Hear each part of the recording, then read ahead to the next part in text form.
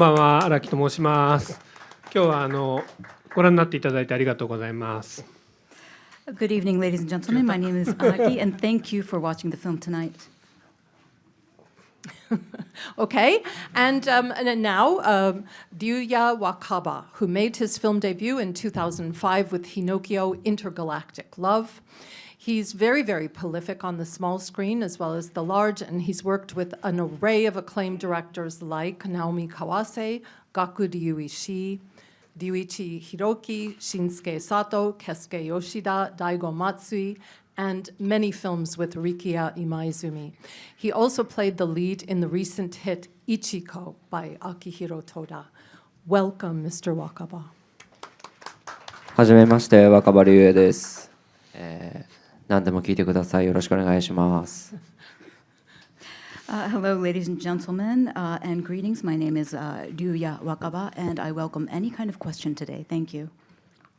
And finally, Yusuke Iseya, who made his memorable film debut in Hirokazu Koreeda's Afterlife in 1998, and he boasts a long, long, long list of credits, both in indies and blockbuster commercial films. Among the many highlights are his roles in Cashern, Memories of Matsuko, Sukiyaki Western Django, 13 Assassins, Fly Me to the Saitama, and the very long Rurouni Kenshin series. Welcome, Mr. Iseya. Thank you, Karen. Hello, my name is Yusuke. Thank you for watching our movie, and thank you for having us. はい、こんにちは、皆さん。伊勢谷友介と申します。本日は、映画をご覧いただきましてありがとうございます。どうぞよろしくお願いいたします。Okay, let me begin with a couple of questions for our guests before I turn it over to you. And I'd like to first ask Mr. Araki about why he waited so long to make films. He wrote his graduation thesis on Jacques Rivette and spent time overseas, and one would imagine that he would begin making films immediately, but instead he made other creative work.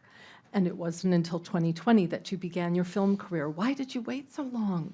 You have so much talent.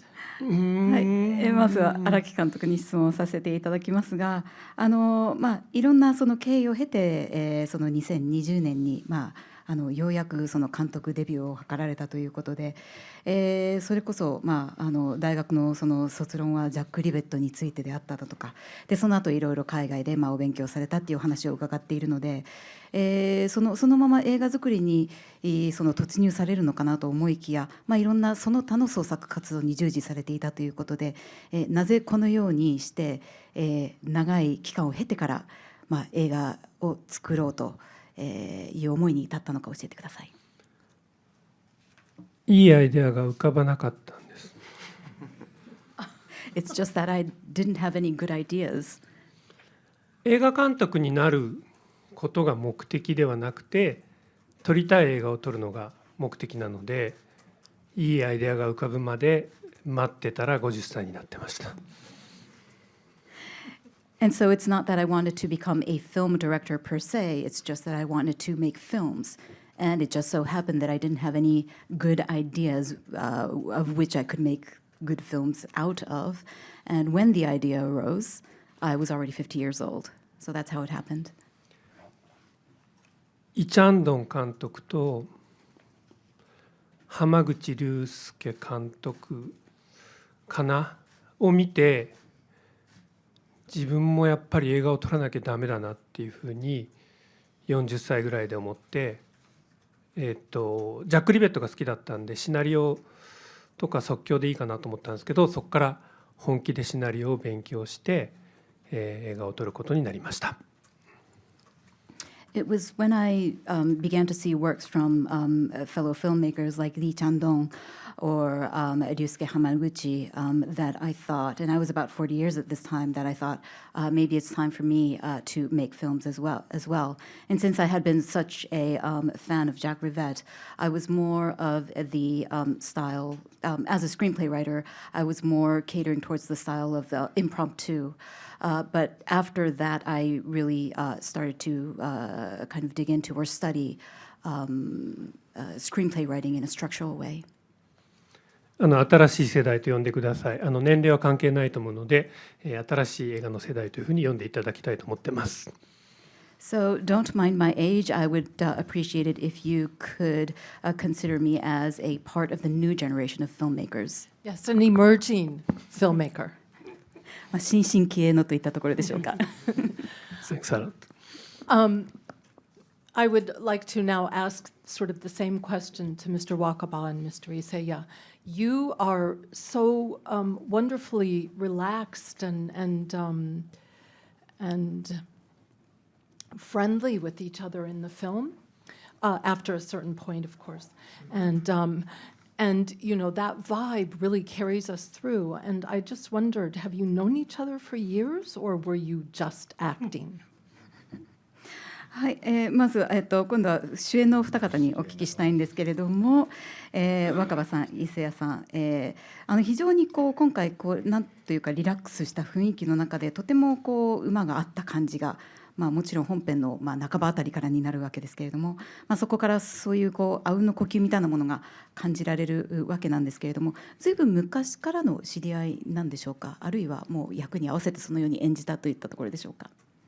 いえ、伊勢谷さんとお会いしたのは今回の映画が初めてで、もちろん僕は別の映画でも伊勢谷さんのことは一方的に拝見してましたけどなんか接してみて、全然スクエアな方じゃないし、肩肘張らず接することができたんで、撮影中にどんどんコミュニケーションを深めていって、結果的になんかそれが映画に映し出されたっていう感じですかね。It was the first time working with Mr. Iseya on this film.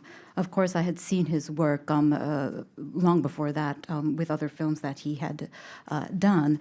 But working for the first time with Mr. Iseya, he was such a relaxed person and so accessible that we were able to communicate a lot and build a relationship, which I do think that reflects in this film that we did together.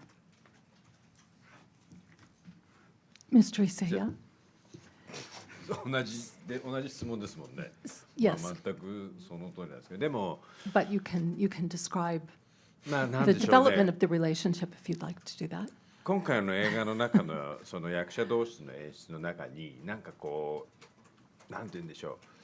あまりリアリティのない会話みたいなものが少ないと思うんですね。だからそれが結果的に日本のドラマだったりとか大概の演出の形とは違う雰囲気になっていて、それがまるでなんかフランクのように感じるのかもしれないですね。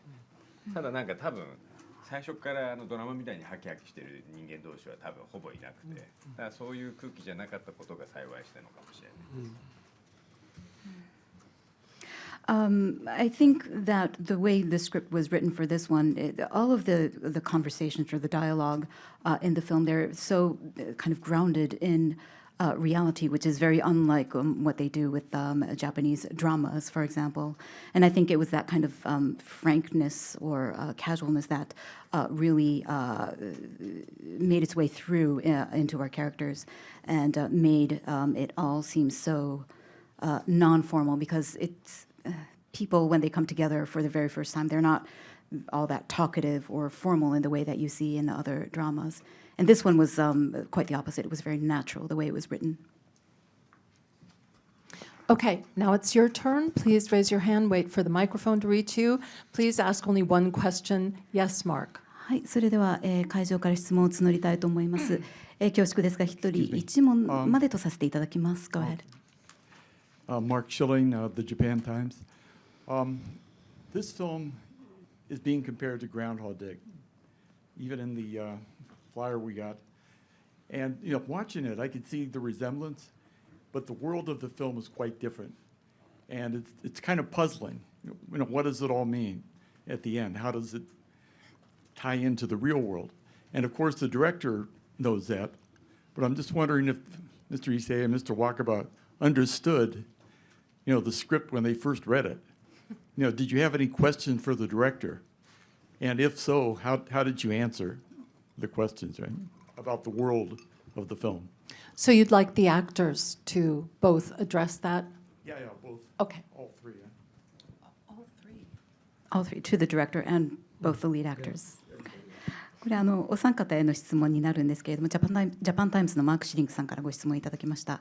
こういう、いわゆるループものということで、アメリカ映画のそのグラウンドホッグで声はデジャブとよく比較されるんですけれども、比較されるのを見てきているんですが、描いている世界は当然全く色の違うというか雰囲気の違う世界でありまして、終盤の方はこれは何を意味しているのだろう、現実とのその関連性は何なのだろうと、ちょっと混乱というか困惑してしまうのではないかと思うのですが、まず主演のお二方、伊勢谷さん、若葉さん、その脚本を読んだ時にいろんなクエスチョンマークというか疑問があったのではないかと思うんですけれども、そういうのを監督にぶつけたのか、そして監督からはどういう回答が来たのか、あと監督にもその今の質問っていうか、に関してお伺いしたいですということです。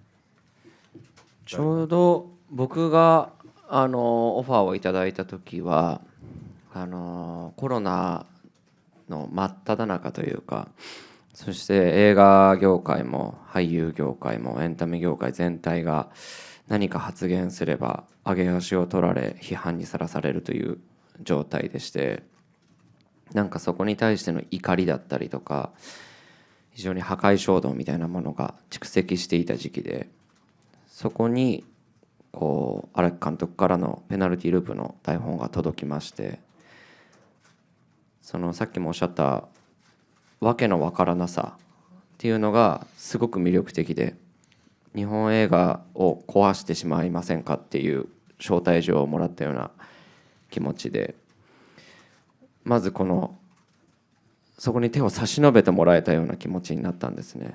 それでじゃあこのわけのわかんない台本を書いた監督に会ってみようと思いまして、まずは会って、そこからプロデューサーと荒木監督と一緒に脚本作りを始めました。So this is the answer from Mr. Wakaba. In my case, he says, the offer was made to me to possibly star in this film during the pandemic. And during the pandemic, it was such a repressing time for us people working in the film industry and for us actors, because whatever we would say, people would nitpick and criticize. And so throughout that experience, this anger and this kind of destructive impulse started to bubble or well up inside me. And that was the point at which I was given the script for this film, for Penalty Loop. And I thought at first, I really don't, I can't digest this film. I don't quite understand it. But that was what made it all the more attractive for me. And it was like someone was saying to me, let's be kind of the disruptors in Japanese filmmaking. And it was almost as if somebody had lent me a helping hand to realize what the urges of what I wanted to materialize. And so I thought maybe I should meet the director. And from that point on, I was able to meet the producer and the director, and we started to work on the script together. Further work on the script together. 僕でいいのかな。僕すごくたくさん今の質問で思うことがあったんですけどなるべくショートにと言われているので、ちょっと役者としては基本的にその映画の役をやるときになんて言うんでしょう、自分の全てのキャラクターを全部出すわけじゃなくて、どっか一部だと思うんですね。でそういう意味では僕のキャラクターは比較的社会の仕組みだったり、ルールだったり規制だったりとかっていうことにがんじがらめになったまま、結局流されるように世の中で生きてきたキャラクターだと思ったんです。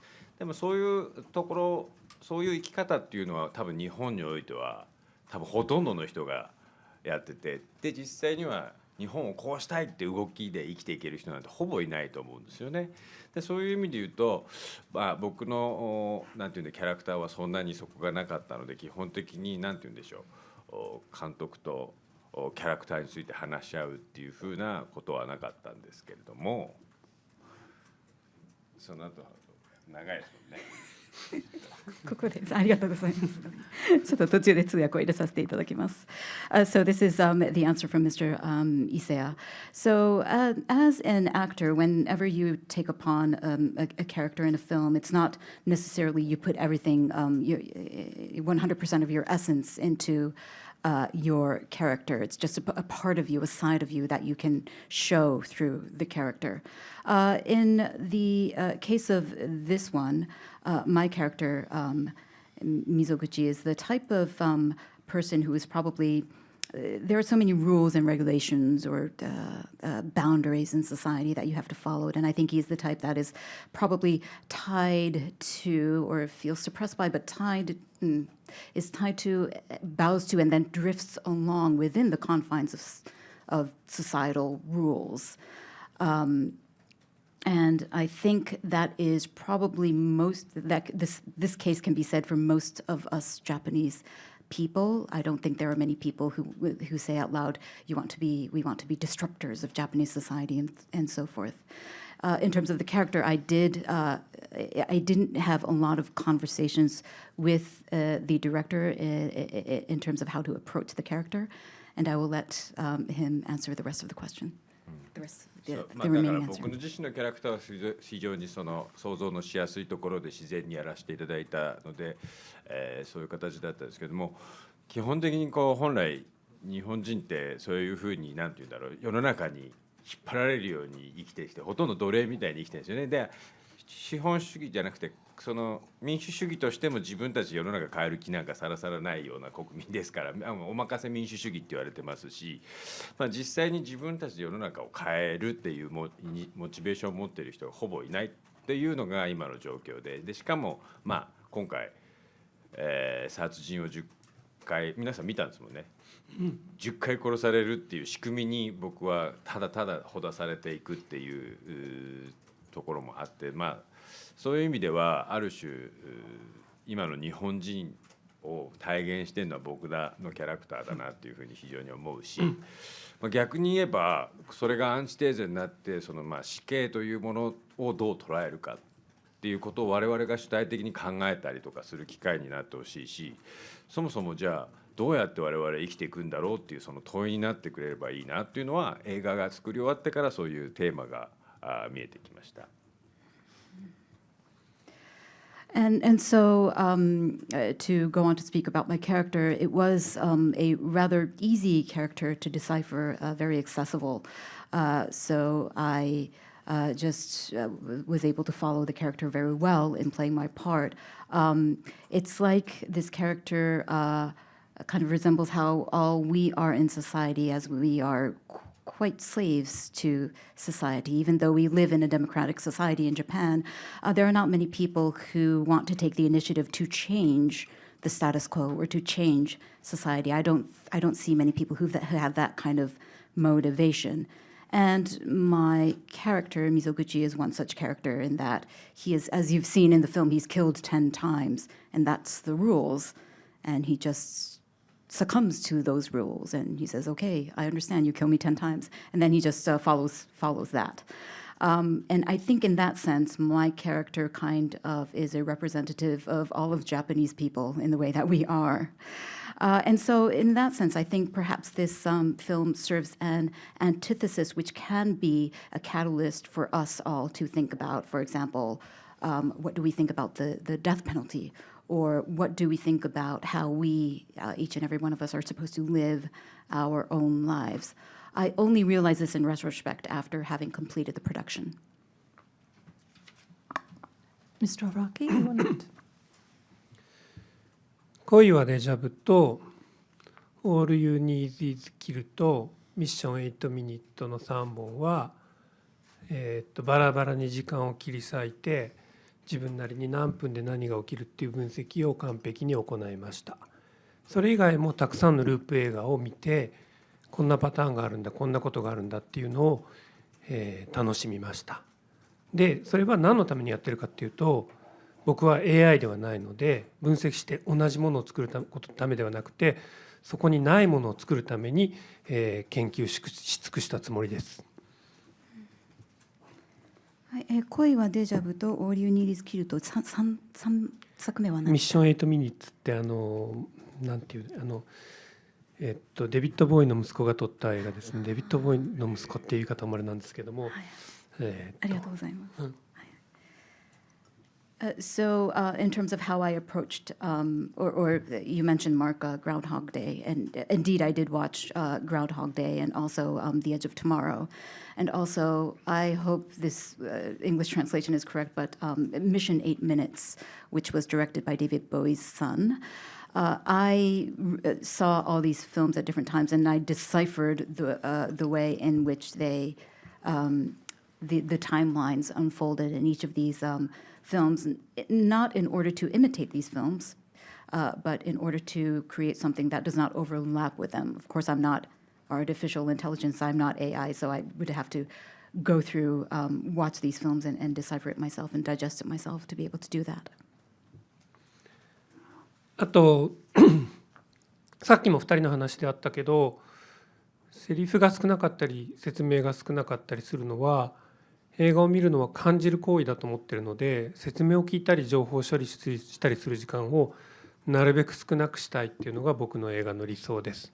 でそれがもしかしたらちょっと舌足らずな部分っていうのはあるかもしれないけど、この人の職業は何、この人は何、どこの大学出たの、この人はどんな貴族なのっていうことを知るよりは、1分1秒でも長く絵と音を体で感じてほしいっていう意図で作っています。And my two lead actors have given mention to this, but the reason that there is so little dialogue and exposition or explanation in this film is because I think a film is not seen to be understood, but rather to be felt. And I wanted to pare down the information, as much information as possible, so as not to make the audience spend the majority of their time watching a film trying to digest the information. I didn't want to explain my way through it. I didn't want to explain, for example, what kind of profession these guys are involved in, what universities they went to, or what kind of organizations they belong to. I pared all that down because I wanted all of you, members of the audience, to feel the film physically with the visuals and the sound. Okay. And 45 minutes later, we've come to the second question. Who would like to ask the next question? 次の質問をお願いいたします。Yes, Kohei-san. とても面白く拝見しました。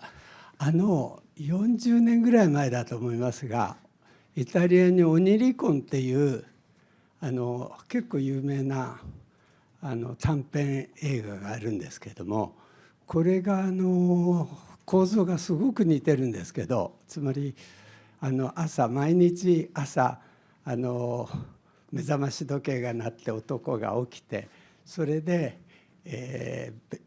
ベネチアの街の中を会社に行こうとしてカフェに寄ってなんて言うんだけど、そこにちょうど若葉さんのような形の女がつけてきて彼を殺す。殺された瞬間に朝また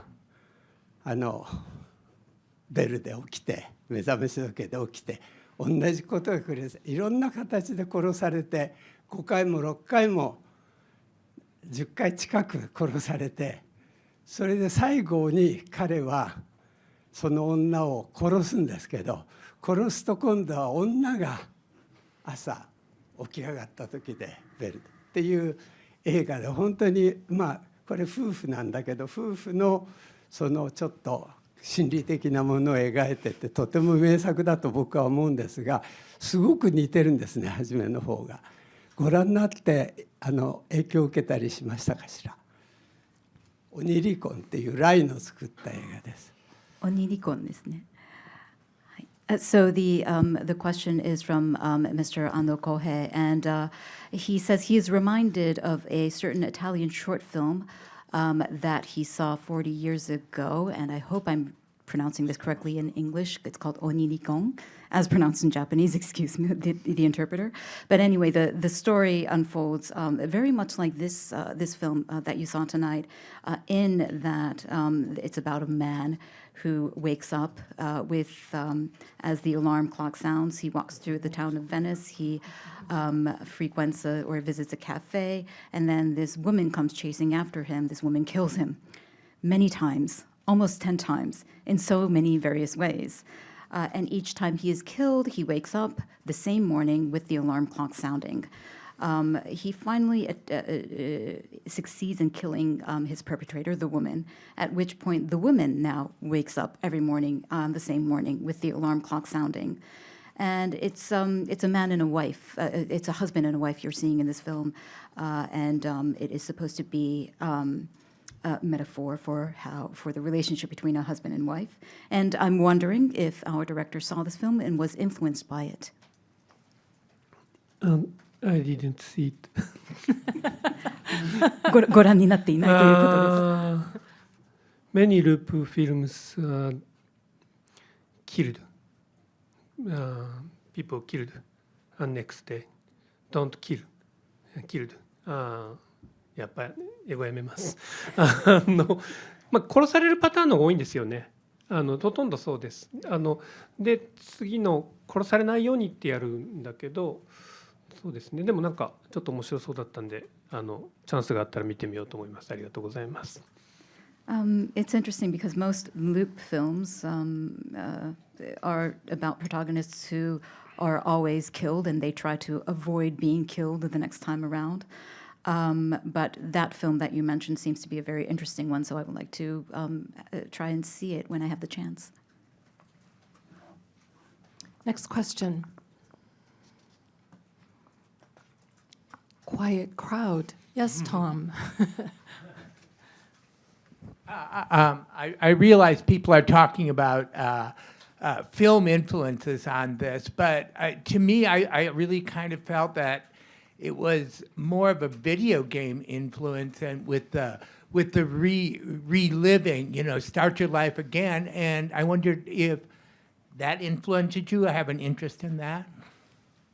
監督にお伺いしますが、皆さん、あの映画見たいこの映画見たいというお話をされていますけれども、僕としてはどちらかというとなんか起死回生的なリブート的なものを感じるので、ビデオゲームの影響もあったのかなと推測するのですが、監督いかがでしょう。僕は任天堂世代ですが、ゲームがものすごく下手で、バイオハザードをやっても5分ぐらいで毎回終わって、ゲームが最後どうなるかを知らないので、ただ電源を切るっていう感覚はもしかしたらちょっとあるかなっていうふうに思うんですけども、残念ながら若葉さんの方が多分ゲームをやられると思います。ファミコンのリセットボタン。そう、リセットボタンっていう感覚はあるんだけど、ゲームが下手すぎるんであんまり影響を受けたってほどゲームやってないなって感じです。I am of the Nintendo generation, but I'm really, really bad at gaming.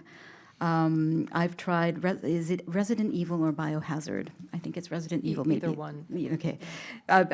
Even playing that, I would not last 5 minutes. I do have that sensibility, or remember that sensibility of like pressing the reset button or pulling the plug. But I, unfortunately, am not a good gamer. I think our main actor here, Mr. Wakaba, might be a lot better than me as a gamer, probably. All right, let me just jump in here and ask some questions because I have so many questions. Why June 6th?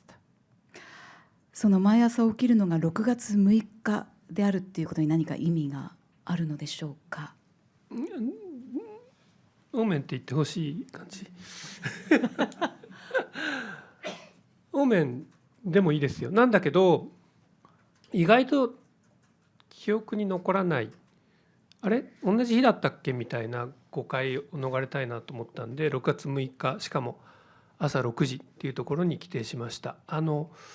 ものすごくキリスト教マニアでもないし、ものすごく悪魔マニアでもないんで、そこまで深い水気はないけども、でもせっかくだったらそういうちょっと不吉な数字にしたいなっていう気持ちはあります。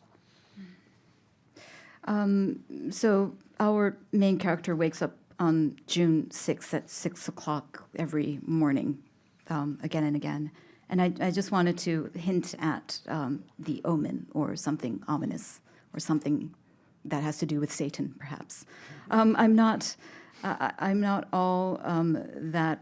I'm not like all that into Christianity or into devil worshipping, so it's not hugely significant. There's no deep meaning to why it's June 6th. But if I were to give a reason, it would be, it's just it's my way of winking and saying omen or something ominous. Let's talk about that bowling scene. Is Mr. Wakaba, are you really that bad at bowling, or was that? And you know, Mr. Issei, are you really that good? How did you guys do that scene? It was incredible. ボーリングのシーンがすごく素晴らしかったということで、若葉さんは本当にあんなに下手なんでしょうかっていうことと、伊勢谷さんはそんなに上手なんですかと。あのシーンはどのように撮影されたのか合わせてお話お願いします。僕はそこまで下手じゃないです。僕はあそこまで上手でもない。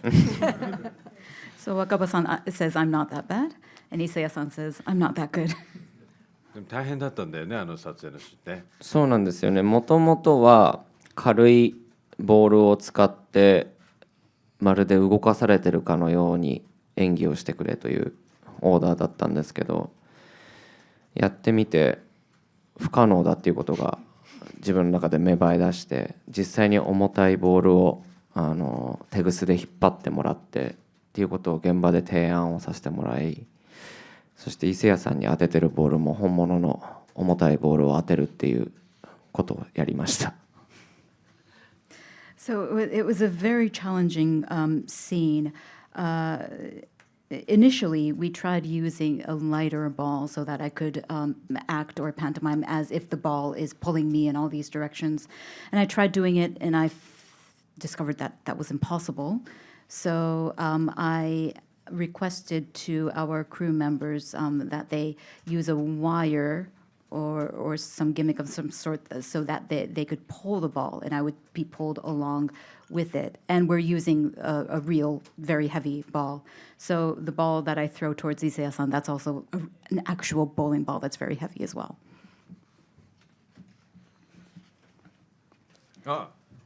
Yes, why not? Anything you'd like to add to that? ボーリングのシーンについて。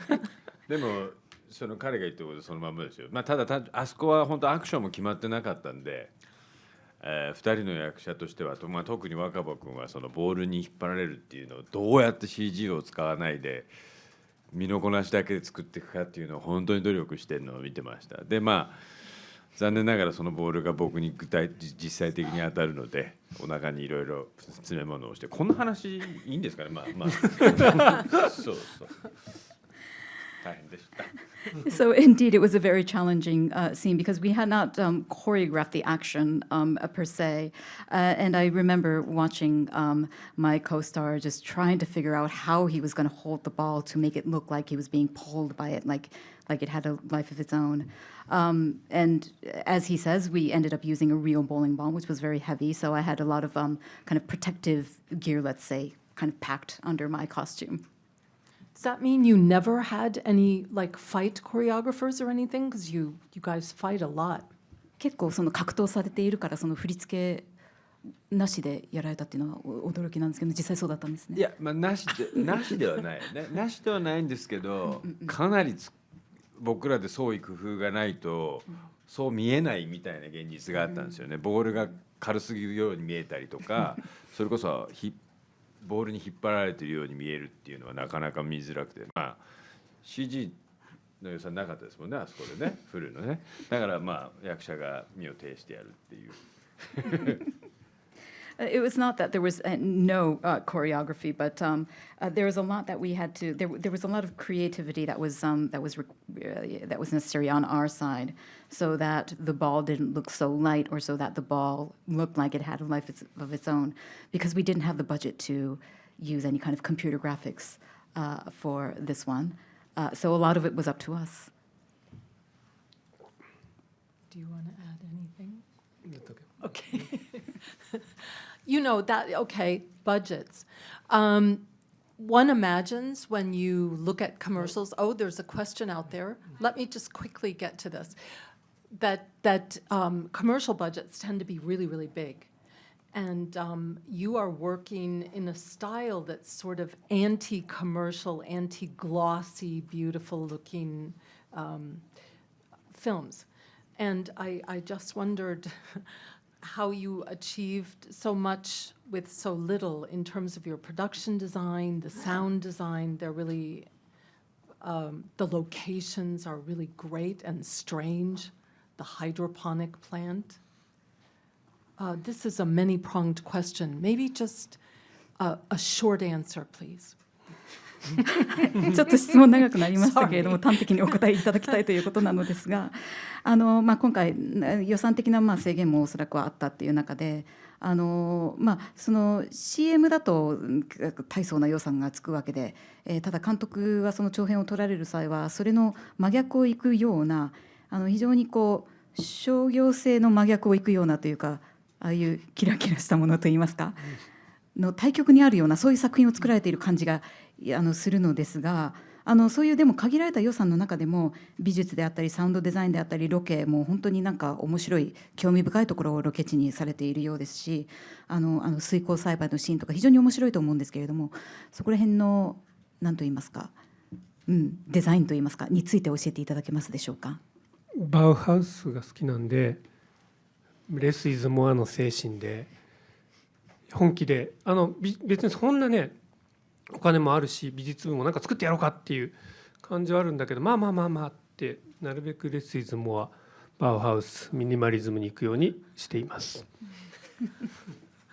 It's not that it wasn't 100% due to budgeting constraints. If we could have created more and done it on more of a budget. It's just that it's the way that I like to make films. My motto, because I'm such a fan of Bauhaus, my motto is less is more, and I always tend to want to go into the minimalism aesthetic. So that's why. Okay, yes, Noemi. Hi, you've literally read in my mind because I was about to ask about Mr. Araki's commercial background, so I shall change my question. I would like to ask the two actors. I feel like most actors tend to choose roles that they feel challenged by and that they sense some kind of, sense of something new that they haven't been able to play in the past maybe, but not what drew you to the roles, but maybe what scared you in the roles? What was your biggest fear starting this shoot? はい、主役のお二人にお伺いします。役者はおそらく役者というものはおそらく今までに挑戦したことのないような新しい役チャレンジングな役に挑戦したいと、そういう気持ちを抱くのが通常だと思うのですが今回の、その岩森そして溝口を演じるにあたって何か怖いなと思うようなこととかそういう不安に思うようなことはありましたでしょうか。怖いなと思うこととか不安に思うことは一切なかったです。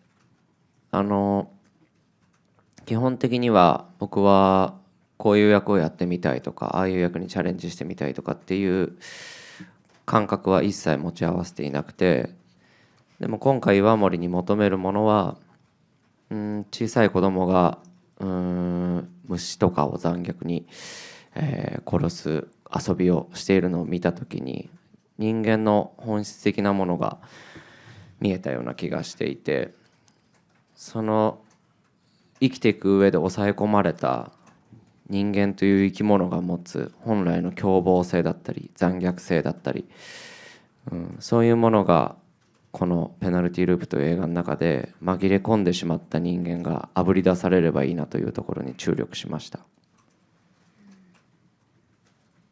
ありがとうございます。There was in this role in particular, there was nothing that I was scared of or felt apprehensive about, and I'm not the type of actor that always wants to deliberately take on a new challenge. But for this one, I was very cognizant of the fact that depicting, for example, when you look at a little child who is killing a bug, for example, you see what human beings really are, what their true essence is. And I think that is what we are depicting here in this world that Iwamori kind of, tumbles into. We see the repressed, violent instincts or urges that we all have as human beings. We see that surfacing. 僕が怖かったのはですね、やっぱり10回殺されるっていうのを自分でなんて言うんでしょう、こびたお芝居をしない中で、殺されていくのがやっぱり怖かったですね。やっぱりその誰か他人に殺されるっていう状況が法的に下されるっていうのはこの国はまだ残ってますけど、ほとんどのそのなんて言うんでしょう、残ってない国だったらそういうことは心配もしないでしょうし、むしろそれじゃない理想の生活を目指して生活を作っていくってことができるかもしれないんですけど、多分おおむねの日本人もさっきも言いましたけど、多分状態に流されていって、今の条件の中でもやっぱり殺されるっていうことが実際にある国なんですよね。でその他人殺人者に殺されるんじゃなくて法に殺されるというかルールに殺されていくっていうこと、そのことっていうのがいかに殺される側としては無力で、何かいいことをしたくてもそっちに変えられない、とにかく国としてもそういう実際、なんで死刑みたいなことがあるっていうことがどれだけ恐怖なのかっていうことを、日本に生きながら感じるよりもこの映画に出たことでより感じたし、それじゃない形、つまり入試以来人間2000年以上生きてますけど、何か罰を与えて世の中が良くなったことってまだ一度もないと思うんですよね、世の中が。それよりもその犠牲者である彼らがどういうふうに生きていくべきなのかっていう、その学業もそうですし、例えば日本は医療保険もちゃんとしてないから、末期には必ず自分たちでお金を貯めて貯め込まないと安らかに死ねないみたいなのもあるし、つまり何言いたいかって、我々ってその死刑がある国でルールを変えるんじゃなくてルールに飲み込まれたまんま生きているっていうことを僕は役の中で体現しているっていうことが実際怖かったんだっていうことを認識したんですね。だから余計に今我々が抱えているこの死刑というルールに対してどういうふうに考えるのかっていうふうないいきっかけになってくれたらいいなっていうのは映画が出来上がってから考えるようになりました。So to talk about my personal challenges or what I felt apprehensive or pensive about in taking upon the challenge of this role was, first of all, the fact that I'm killed 10 times in the film, and it made me very aware of our state as a nation. In other words, this is what I mean. We live in a country where it is possible for one person to take another person's life under the rule of law. I'm not talking about murders, but under the rule of law, in other words, the death penalty. And I think this mindset might be quite different in countries which don't have the death penalty or which don't have that rule of law. And I think, again, we in Japan are living in a society, and we are acknowledging that in a very silent way by just silently following the rules, and by playing this person who was completely powerless in front of his enemy. It just made me so aware of the fear that one can feel living in such a country that does have the death penalty. It made me much more sensitive, let's say, to that. And I think throughout our 2,000-year history, there's never been, I don't think, a case in which penalizing someone yielded a good result, but that is the society in which we are living in. There are a lot of societal, in terms of rules, there are a lot of other societal problems. For example, not having enough medical funding by the country, therefore leaving us to our own devices in which we have to raise our own money if we want to die a peaceful death. These were the things that I was contemplating. And I think that this film may very much be a good catalyst to reflect once again upon the validity, I suppose, of the death penalty, and us just following the rules and whether that is correct or not. I realized all of this after completion of the production, of course. And what scared you most when you were starting? To me? 誰？ Araki-san. 失礼しました。監督もこの作品をその制作される中で一番怖かったと感じたこととか不安に思ったこと何かありましたでしょうか？毎日不安。I was scared every day. 映画を撮るからね、うまくいくかどうかわからないし、うまく絶対いくってことはやらないようにしてるんで、毎日ものすごく怖いなと思いながら、怖がってる自分を見て楽しむっていう毎日ですね。変態ですね。To be scared every day, I mean, that is what it is to be a film director. I don't make films that I am 100% confident that I can succeed. And so it's like I'm scared every day, and I'm looking at myself every day, this scared little me, and I'm kind of enjoying it, actually. To which Isaya-san says, "You're a strange person." 計画したことをなるべくたくさん計画しておけば、なるべくたくさん想定しておけば、なるべくたくさんプランしておけばいい、不安にならないでいいってやっぱり思いますよね、誰でも。で僕もなるべくそうやってプランを用意して、こうやったらうまくいくだろうっていうことをやるんですけども、撮影してるとなんかそこから飛び出すようなことっていうのが、脚本書いててもそうなんですけど、何かを作ってる時ってなんか勢いで飛び出しちゃうみたいなことがあって、それがやっぱり映画を撮ってることで一番、脚本書いてることもそうですけど、ものづくりの中で一番面白いことだと思ってるので、正直何一つ怖いことはないです。変態ですね。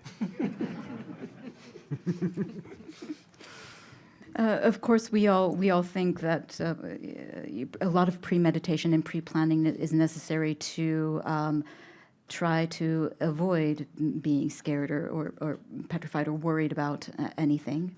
And so I think the same way. Of course, I do as much planning as possible so that I can always approach a certain moment in the best way. But of course, the act of creativity goes against it. The act of creativity itself goes against it, because even when you're writing a script, there will be instances in which you have this urge to just leap beyond the confines which you set for yourself, or the parameters that which you set for yourself. And that is what is most interesting about the creative process.